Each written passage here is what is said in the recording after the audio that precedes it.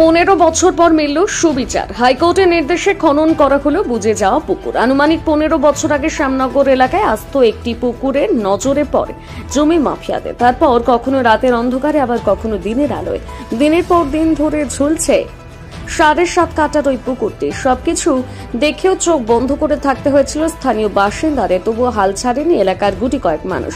আবর্জনা স্তূপে বন্ধ হয়ে যাওয়া একটি পুকুরকে খননের জন্য স্থানীয় বাসিন্দারা পৌঁছে গিয়েছিলেন উচ্চ আদালতের দরজায়। শীর্ষ লড়াইয়ের পর মহামান্য আদালত পুকুরটিকে আগের অবস্থায় ফিরিয়ে দেওয়ার জন্য জেলা প্রশাসনকে হস্তক্ষেপ করতে নির্দেশ দেওয়া হয়। সেই মোতাবেক রবিবার বাসুদেবপুর থানার পুলিশকে সঙ্গে নিয়ে ব্যারাকপুর ব্লক 1 ভিডিও মহকুমা শাসকের সদর দপ্তরে প্রশাসনিক কর্তারা ঘটনাস্থলে উপস্থিত হন। পাঁচিল ভেঙে শুরু হয় খনন কাজ।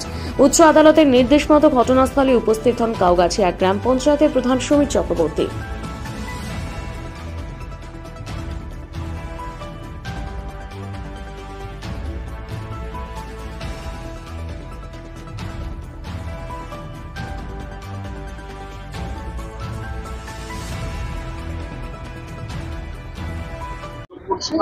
আপনার কাছে তার কাছে লিখিত হয়েছিল, কাজটা শুরু হলো, ব্যাপারটা আমাদের উদ্দেশ্য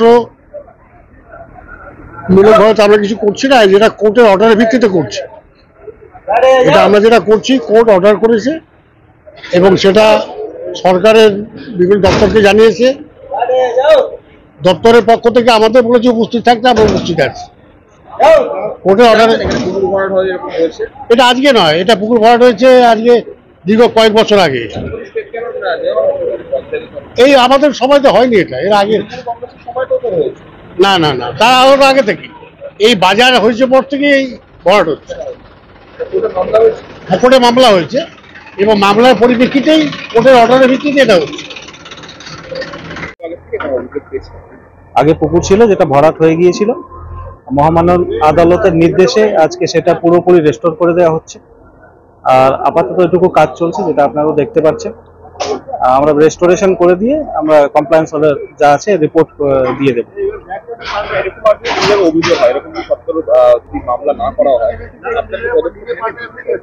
জেনারেলি পদক্ষেপ যেটা প্রশাসন ঠিক মনে করবে অবশ্যই নেবে, আর যেখানে কোর্টের নির্দেশ থাকে সেখানে নিতে বাধ্য। এটা হাইকোর্টের অর্ডারে পুকুর রেস্টোরেশন হচ্ছে। পুকুর ছিল এখানে, পুকুর আগে ছিল, ক্লাসিফিকেশন পুকুরই আছে, এটা ভরাট হয়ে যাচ্ছে এই যে এই অবস্থায় আছে। এবারে এটা হাইকোর্ট নির্দেশ দিয়েছে রেস্টোরেশনের জন্য, এবার করে সেইটা রেস্টোর করা হচ্ছে। পুকুরটা আগের জায়গায় ফিরিয়ে আনার।